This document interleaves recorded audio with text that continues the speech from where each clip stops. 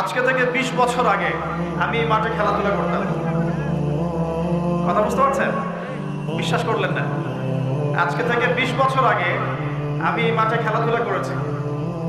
এমনকি একদিন আমার বাবা আমাকে বলেছিলেন, এবং আমি খেলাধুলা খুব পছন্দ করতাম, এবং আপনারা জানেন যে আমি খেলাধুলার সাথে ছিলাম, অনেক দূর পর্যন্ত খেলেছি আলহামদুলিল্লাহ।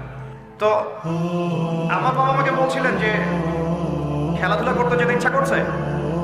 আমি বললাম যে হ্যাঁ। আমার মনে আছে ঠিক ওই যে ছেলেগুলো যেখানে দাঁড়িয়ে আছে ওই জায়গাটাতে আমি খেলছিলাম। আমার ব্যাচমেট যারা আছেন এখানে উপস্থিত হয়তো তারা জানবেন বিষয়টা। ক্রিকেট, অবশ্যই ক্রিকেট। আর ক্রিকেট খেললে আমি ব্যাটিং করতাম, বলিং করতাম না। ব্যাটিং করেই পালাতাম, ফিল্ডিং করতাম না, এত খাটনির মধ্যে নাই। তো খেলতে খেলতে শুনলাম যে বাসায় আমার বাবা মারা গেছেন, ইন্না লিল্লাহি ওয়া ইন্না ইলাইহি রাজিউন।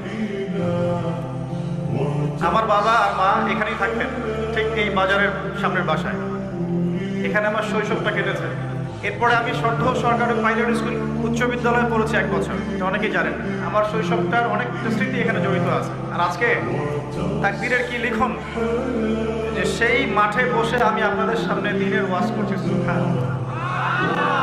আল্লাহ পাক কিভাবে মানুষের তাকদীর লিখে রাখেন। হয়তো সেদিন আল্লাহ পাক আসমানের উপর থেকে দেখছিলেন এই ছেলেটা যেখানে খেলছে আর 20টা বছর পর সে এখানে ওয়াজ করবে, তাই না? আল্লাহ পাক সব জানতেন না?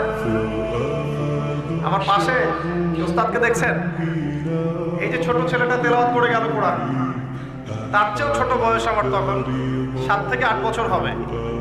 আমার কোরআনের হাতে খড়ি হয়েছে ওস্তাদ নজরুল হুজুরের কাছে।